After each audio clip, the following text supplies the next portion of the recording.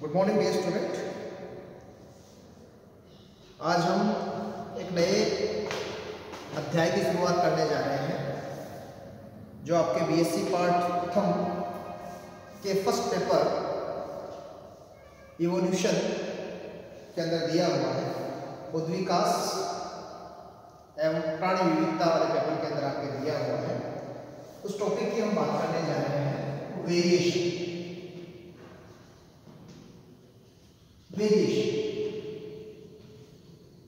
विभिन्नताएं,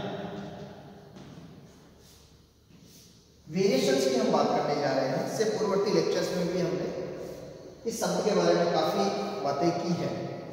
variation को अगर हम परिभाषित करना चाहें तो कि सजातीय सदस्यों में जो अंतर मिलते हैं उन अंतरों को ही हम क्या कहते हैं, वेरिएशंस कहते हैं, विभिन्नताएं हम कहते हैं।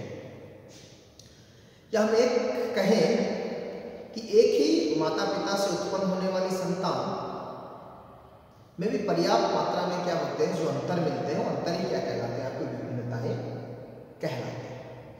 और ये विभिन्नताएं हैं वो विकास के लिए बहुत ही महत्वपूर्ण कारक होते हैं। ठीक है, अभी विभिन्नताओं के क्या क्या कारण हो सकते हैं हम ये भी बात करेंगे कि विभिन्नताएं किन कारणों से उत्पन्न होती हैं, कितनी प्रकार की आपको विभिन्नताएं हैं, उनके बारे में हम बात करेंगे। तो सबसे पहले तो विभिन्नताएं क्या है कि सजातीय सदस्यों में जो अंतर मिलते हैं, सजातीय सदस्यों के लक्षणों में जो अंतर मिलते हैं उन अंतरों को ही हम क्या कहते हैं, विभिन्नताएं कहते हैं। अब अगर हम देखें कि विभिन्नताएं कितने प्रकार की हो सकती हैं, types of variations, types of variations. तो विभिन्नताओं के विभिन्न प्रकारों को अलग अलग समुच्चयों में रखकर हम उनका अध्ययन बारी बारी से करते हैं। सबसे पहले समुच्चय फर्स्ट, सेट फर्स्ट के अंदर हम दो तरह की विभिन्नताओं की बात करते हैं, जर्मिनल वेरिएशंस,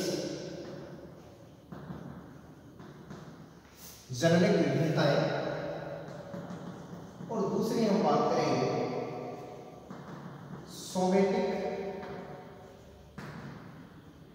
वेरिएशंस की हम बात करते हैं। दूसरे समुच्चय के अंदर हम बात करेंगे समुच्चय सेकेंड,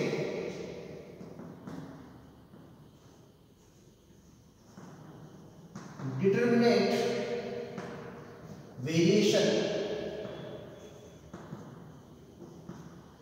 और सेकेंड हम बात करेंगे इंडिटरमिनेट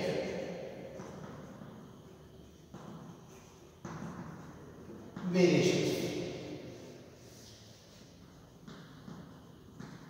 नेक्स्ट हम बात करें समुच्चय नंबर थर्ड में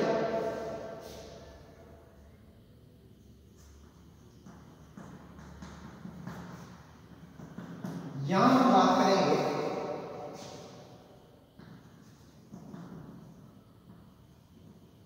कॉन्टिन्यूअस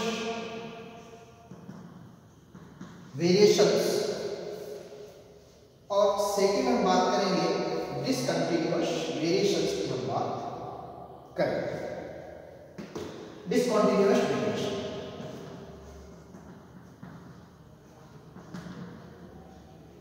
डिसकंटिन्यूअस वेरिएशंस। नेक्स्ट हम सेट की बात करें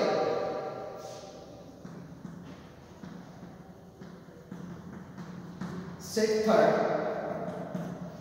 इसके अंदर हम बात करेंगे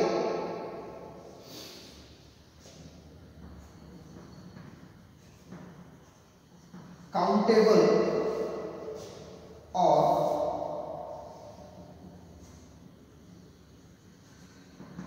क्वांटिटेटिव वेरिएशन,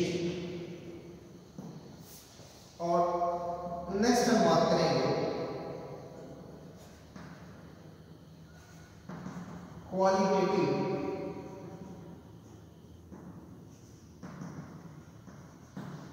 वेरिएशंस की। इसके अलावा भी हम और भी वेरिएशंस की हम यहाँ पे बात करेंगे, जिनके अंदर हम कर सकते हैं आपके मॉर्फोलॉजिकल वेरिएशंस की हम बात कर सकते हैं। इसके अलावा फिजियोलॉजिकल वेरिएशंस की हम बात कर सकते हैं। इसके अलावा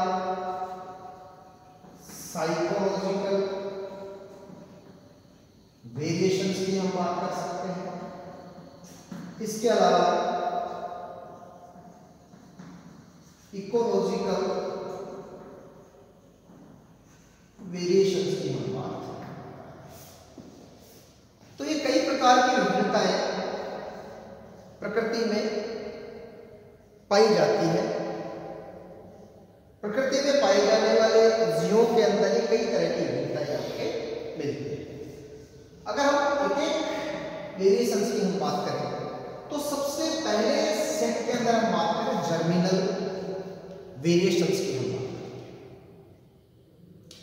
जर्मिनल वेरिएशंस को हम हिंदी में कहें जैविक विभिन्नताएं की हम बात करें, जैविक विभिन्नताओं की हम बात करें। जैसे कि नाम से ही स्पष्ट है कि जर्मिनल वेरिएशंस वो विभिन्नताएं होती हैं, वो वेरिएशंस होती हैं जो कहां पे उत्पन्न होती हैं, वो उत्पन्न होती है जर्म प्लाज्म में। कहां उत्पन्न होती है? जर्म प्लाज्म में। जीव के जनन द्रव्य में उत्पन्न होने वाली विभिन्नताएं कौन सी विभिन्नताएं होती है? जननिक विभिन्नताएं। मतलब ये जनन द्रव्य में उत्पन्न होती है, तो जनन द्रव्य में उत्पन्न होने के कारण ये आगामी पीढ़ी में स्थानांतरित होती है, होने के चांस है। और आगामी पीढ़ियों में जब ये स्थानांतरित होती है तो ये उद्विकास में अपना महत्वपूर्ण रोल प्ले करती है। तो उद्विकास के लिए विभिन्नताएं कैसी हैं? इंपॉर्टेंट है, महत्वपूर्ण है। ठीक है, जैसे हम एग्जांपल्स की बात करें, जनन द्रव्य में कोई मनुष्य है, मनुष्य के हाथ के अंदर 5 अंगुलियां होती हैं, लेकिन 5 की जगह 6 अंगुलियां हो जाए, अतिरिक्त अंगुली हो जाए, मतलब जो अंतर उत्पन्न हुआ है उसके जर्म प्लाज्म में उत्पन्न हुआ है। अब जर्म प्लाज्म में उत्पन्न हुआ है तो ये वेरिएशन हो सकता है आगामी पीढ़ी में स्थानांतरित हो अथवा नहीं। अगर हो रही है तो मतलब वो आपके विकास में एक महत्वपूर्ण भूमिका अदा करेगी। यहां बात करें कि किसी भी जीव की त्वचा, उसकी आंखों में आइरिस का रंग, उसके बालों का रंग, इनमें जो परिवर्तन उत्पन्न हो रहे हैं वो परिवर्तन भी किसमें उत्पन्न हो रहे हैं? जर्म प्लाज्म में उत्पन्न हो रहे हैं।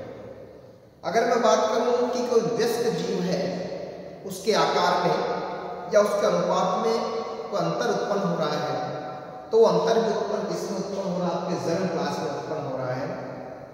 ठीक है, अगर मैं बात करूं मधुमक्खी, जो आपके मधुमक्खी होती है, हनी भी होती है, एपिस, उसकी कॉलोनी में 3 तरह के सदस्य पाए जाते हैं। एक क्वीन, रानी होती है जो फर्टाइल फीमेल होती है, कुछ ड्रोन्स होते हैं, नर होते हैं, ठीक है, जो फर्टाइल होते हैं लेकिन वो पार्थिनोजेनेसिस से बनते हैं, निषेक जनन से बनते हैं।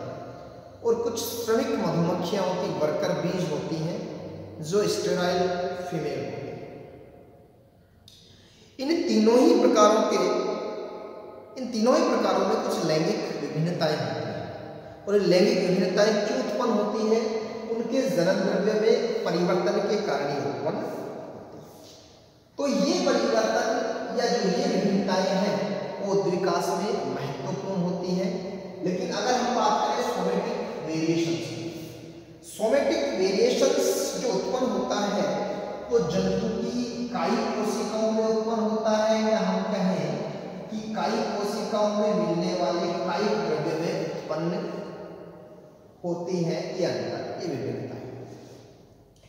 तो कायिक द्रव्य में उत्पन्न होते हैं तो ये सिर्फ जिस जंतु के अंदर उत्पन्न हो रहे हैं उसी जंतु को प्रभावित करते हैं और उस जीव की मृत्यु के साथ ही उस समष्टि से क्या हो जाते हैं, विलुप्त हो जाते हैं, नष्ट हो जाते हैं। मतलब इन विभिन्नताओं का विकास में कोई भी अहम रोल नहीं होता है। फॉर एग्जाम्पल हम बात करें कि कोई खिलाड़ी है, उस खिलाड़ी की जो सुविकसित वेल डेवलप्ड जो मसल्स होते हैं वो अपने पूरे जीवन काल में मेहनत करता है, ठीक है।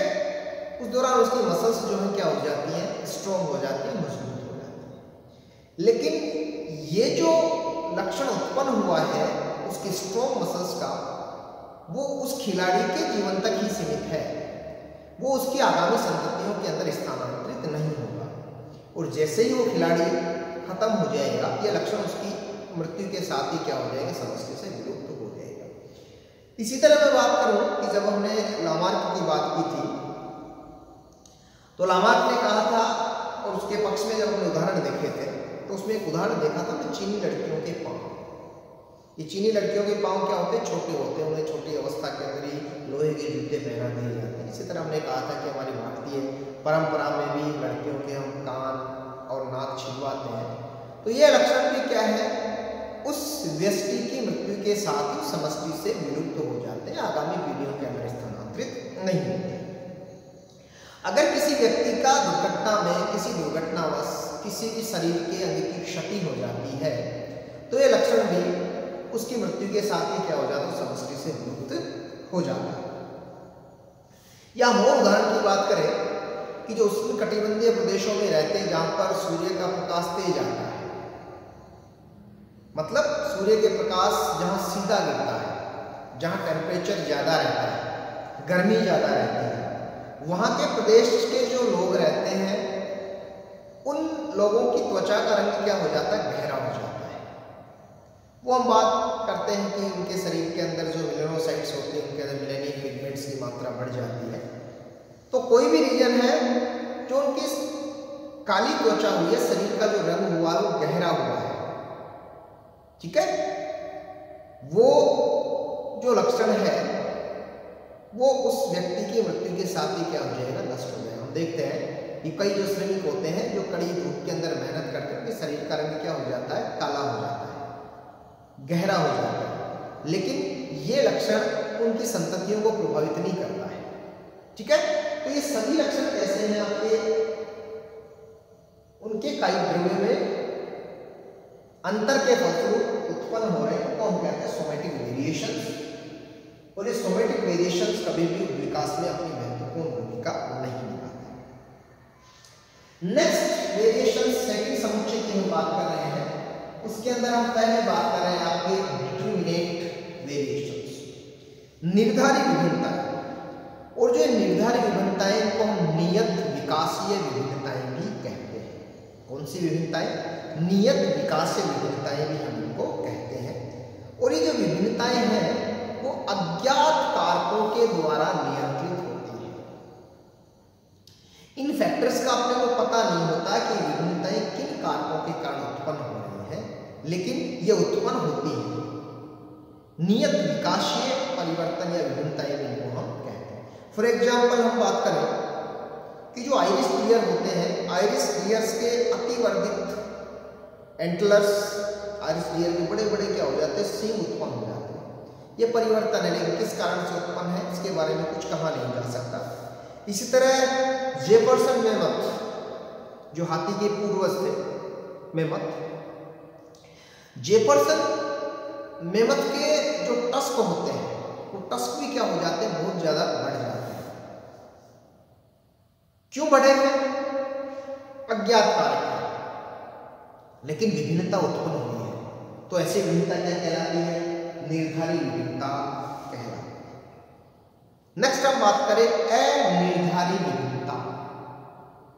अनिर्धारित विभिन्नता है, इस अनिर्धारित विभिन्नता पे डार्विन का जो प्राकृतिक वर्णवाद है वो सिद्धांत सक्रिय होता है। जो प्राकृतिक वर्णवाद का सिद्धांत था डार्विन का, वो किसके ऊपर बेस है? आपके अनिर्धारित विभिन्नताओं के ऊपर बेस है, जिसमें बात करें कि प्राणियों के विभिन्न आकार अपने को देखने को मिलते हैं, और वो जो विभिन्न आकार हो बिना किसी नियम के, या तो जंतुओं का शरीर बड़ा हो जाता है या उनका शरीर छोटा हो जाता है। तो ऐसे विभिन्नताएं क्या कहलाती है? इंडिटरमिनेट वेरिएशंस कहलाती है। ठीक है, हम बात करें जब डार्विनवाद की हम बात करें तो डार्विनवाद जब जिराफ के एग्जाम्पल की बात करता था तो डार्विन कहता था जिराफ की कई तरह की समष्टियां वहां मौजूद थी, कुछ छोटी थी, कुछ मझोले आकार की थी, कुछ बड़ी टांगों और बड़ी गर्दन वाली थी। एक ही समष्टि है, एक ही जंतु है, लेकिन उसकी विभिन्न विभिन्न क्या है? समष्टियां मौजूद हैं। उस जिराफ प्राणी की विभिन्न समष्टियां वहां पर मौजूद हैं। मौजूद क्यों है?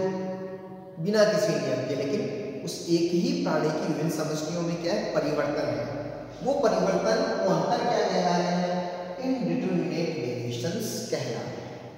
और इनडिटरमिनेट वेरिएशंस के ऊपर ही जो डार्विन का प्राकृतिक वर्णवाद का सिद्धांत था वो सक्रिय होता है। नेक्स्ट हम सेट की बात करें समुच्चय नंबर 3, और समुच्चय नंबर 3 में आपके दे रखा है कंटीन्यूअस वेरिएशन। सबसे पहले सतत विभिन्नता। सतत विभिन्नताओं की बात करें तो सतत विभिन्नताएं जो औसत मध्यमान होता है, उस औसत मध्यमान अवस्था के दोनों तरफ उच्चावचित होता है। अतः इन्हें हम प्लस और माइनस प्रकार की वेरिएशंस भी कहते हैं। जो औसत मध्यमान वाली अवस्था होती है उसके दोनों तरफ ये फ्लक्चुएट करती है, उच्चावचित होती रहती है, कम ज्यादा कम ज्यादा। इस कारण को हम क्या कहते हैं? प्लस और माइनस प्रकार की वेरिएशंस भी हम इनको कहते हैं। फॉर एग्जाम्पल हम बात करें कि किसी भी जंतु के आकार या लंबाई में या तो वृद्धि हो सकती है या कमी हो सकती है। कोई भी एक समष्टि है, उस समष्टि के कुछ जीव आकार में बड़े हो जाएं, कुछ क्या हो जाएं? छोटे हो जाएं। तो इस कारण जो वेरिएशन उत्पन्न हो रही है कैसे हो रही है? आपकी कॉन्टिन्यूअस वेरिएशंस उत्पन्न हो रही है। मतलब ये हर पीढ़ी के अंदर आपको उत्पन्न हो रही है। और कॉन्टिन्यूअस वेरिएशंस उत्पन्न होने की जब हम बात करेंगे आगे, इसका जो कारण होता है वो क्या होता है? क्रॉसिंग ओवर की हम बात करेंगे, एक शब्द की हम बात करेंगे, जीन विनिमय की हम बात करेंगे। जीन विनिमय जब अर्धसूत्रीय विभाजन होता है उस समय होने वाली एक महत्वपूर्ण घटना है, जिसके कारण हर पीढ़ी के अंदर क्या होता है? कुछ वेरिएशंस उत्पन्न होते हैं। नेक्स्ट हम बात करें डिसकंटीन्यूअस वेरिएशन, असतत विभिन्नता। मतलब ये हमेशा उत्पन्न नहीं होती, ये अकस्मात समष्टि के अंदर उत्पन्न हो जाती है। और अकस्मात अगर ये विभिन्नताएं उत्पन्न होती हैं तो इन विभिन्नताओं को हम क्या कहते हैं? उत्परिवर्तन कहते हैं, म्यूटेशन। उत्परिवर्तन, म्यूटेशन हम इनको कहते हैं। ये प्रकृति में कैसी होती? विरल होती है, बहुत ही कम देखने को मिलती है। अकस्मात वेरिएशन, असतत विभिन्नता किसके कारण उत्पन्न होती है? म्यूटेशन के कारण उत्पन्न होती है, परिवर्तन के कारण उत्पन्न होती है, और ये विरल होती है, बहुत ही कम मिलती है। फॉर एग्जाम्पल हम बात करें कि कई बार मनुष्य में जो 13 पसली होती हैं उनकी जगह संख्या में उच्चावचन हो जाए, या हम बात करें कभी कभी मनुष्य के हाथ पैरों में जो 5 अंगुलियां होती हैं उसके स्थान पर 6 अंगुलियां मिल जाए, या हम बात करें कि कभी कभी बिना सींग वाले बछड़े उत्पन्न हो जाए, कभी कभी समष्टि में बिना पूंछ वाले पिल्ले मतलब कि कुत्ते के जो बच्चे हैं वो उत्पन्न हो जाए, कई बार बिना कांटों वाले गुलाब के पौधों का विकास हो जाए।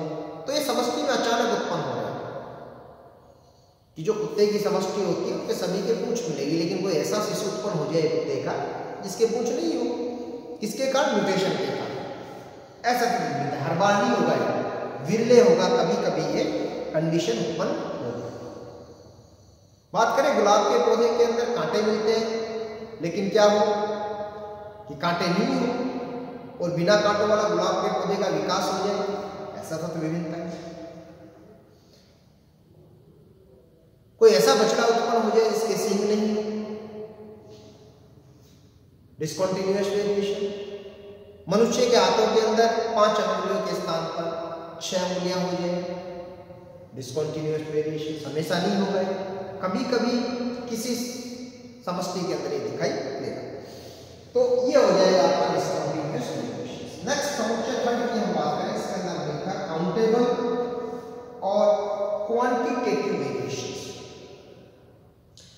हिंदी में बात करें गणनीय, गणनीय विभिन्नता है, मतलब कि शरीर का कोई भी भाग है, शरीर के किसी भी भाग में कोई संख्यात्मक परिवर्तन हो जाए, शरीर के किसी भी भाग में कोई संख्यात्मक परिवर्तन उत्पन्न हो जाए तो उसको हम क्या कहेंगे, गणनीय विभिन्नताएं कहेंगे। जैसे अभी हमने बात की कि हाथ की जो अंगुलियां 5 होती हैं, हाथ में अंगुलियां 5 है, 5 की जगह 6 हो गई, ठीक है, तो गणनीय विभिन्नता होगी, तो ये काउंटेबल भी होगी और वो कैसी होगी आपकी डिस्कंटिन्यूअस, ठीक है।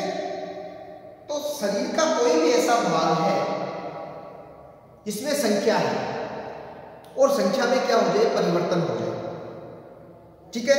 अभी जैसे मैंने बताया कि मनुष्य में कितनी है आपके 12 जोड़ी पसलियां हैं, तो 12 जोड़ी पसलियों की जगह 13 जोड़ी पसलियां होगी, ठीक है, ये 11 जोड़ी पसलियां ही रह गई। तो ये कैसी है आपकी काउंटेबल वेरिएशन है, क्वांटिटेटिव वेरिएशंस आपके हैं, ठीक है। इस तरह बात करूं एस्टेरियास की तारा मछली में, तो तारा मछली में 5 भुजाएं होती है, तो 5 भुजाओं के लिए 6 भुजाएं होंगी या 4 भुजाएं ही रह गई, ठीक है। तो ये क्या है आपकी काउंटेबल और क्वांटिटेटिव वेरिएशंस, कि किसी भी जीव के शरीर के किसी भी भाग में संख्यात्मक परिवर्तन उत्पन्न हो जाए, तो संख्यात्मक परिवर्तन उत्पन्न होने के दौरान जो भिन्नताएं उत्पन्न होती है उनको हम काउंटेबल और क्वांटिटेटिव वेरिएशंस कहते हैं। नेक्स्ट हम बात करें आपके क्वालिटेटिव, नाम से पता चलता है कि यहाँ पर तो हम किसकी बात कर रहे हैं, यहाँ पे तो हम बात करें संख्यात्मक परिवर्तन, इसकी बात करें संख्यात्मक परिवर्तन, लेकिन यहाँ पे हम किसकी बात करेंगे, गुणात्मक परिवर्तन, इसकी बात करेंगे गुणात्मक परिवर्तन, कि कोई भी जंतु है उस जंतु में कोई गुण के अंदर परिवर्तन है।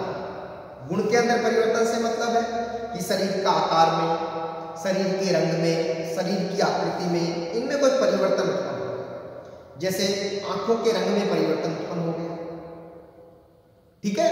सभी समष्टि के अंदर ये मान के चलें कि जो आंखों का रंग है वो ब्लैक है, कोई अकस्मात नीले कलर वाली आंख उत्पन्न हो गई, ठीक है। तो ये क्या है परिवर्तन, काउंट आपने क्वालिटेटिव,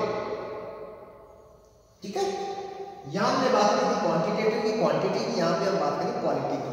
नाक की आकृति में परिवर्तन आ सकता है, शरीर की लंबाई में परिवर्तन आ गया, पौधे की लंबाई में परिवर्तन आ सकता है, किसी पौधे की पत्ती की आकृति के अंदर परिवर्तन आ जाए, तो ये सभी क्या है, उसके गुण में परिवर्तन आ रहा है, उसकी क्वालिटी में चेंज आ रहा है, तो क्वालिटी में चेंज आएगा तो उसको हम कहेंगे क्वालिटेटिव वेरिएशंस, ठीक है। एक ही समष्टि की बात करें, इसके अलावा भी हमने कई तरह और, इसके अलावा सेट के अलावा हमने लिखे मॉर्फोलॉजिकल वेरिएशंस, कि समष्टि में रहने वाले किसी जीव के आकार में परिवर्तन हो जाए, तो आकार में परिवर्तन हो जाएगा तो उस दौरान जो उत्पन्न होने वाली वेरिएशंस उनको हम क्या कहेंगे, मॉर्फोलॉजिकल वेरिएशंस कहेंगे। फिजियोलॉजिकल वेरिएशंस, किसी जीव की कार्यकी में परिवर्तन हो गया, तो कार्यकी में परिवर्तन हो गया तो ऐसे वेरिएशंस को हम कहेंगे कार्यकीय विभिन्नताएं या फिजियोलॉजिकल वेरिएशंस। साइकोलॉजिकल वेरिएशंस, उसकी मनोदशा, मानसिक स्थिति में कुछ परिवर्तन उत्पन्न हुआ है, साइकोलॉजिकल वेरिएशंस। इकोलॉजिकल वेरिएशंस, उसकी परिस्थिति की, जिस वातावरण में रह रहा है उसकी परिस्थिति में कुछ परिवर्तन उत्पन्न हुआ है, इकोलॉजिकल वेरिएशंस। ठीक है। इकोलॉजिकल वेरिएशंस की जैसे मैं बात करूं, गोभी कई प्रकार है, जैसे फूल गोभी है, गांठ गोभी है, पत्ता गोभी है, ठीक है।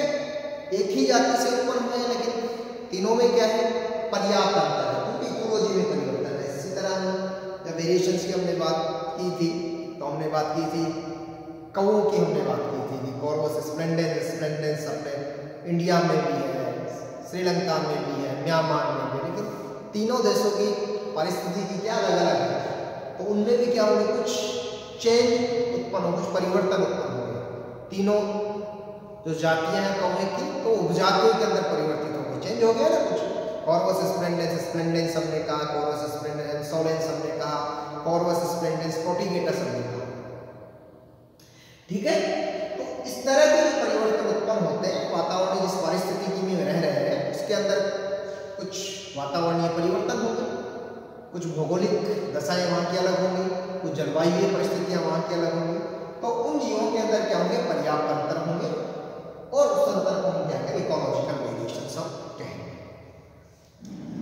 तो ये हो गए आपके, हमने बात की कि वेरिएशंस क्या है और वेरिएशंस के प्रकार क्या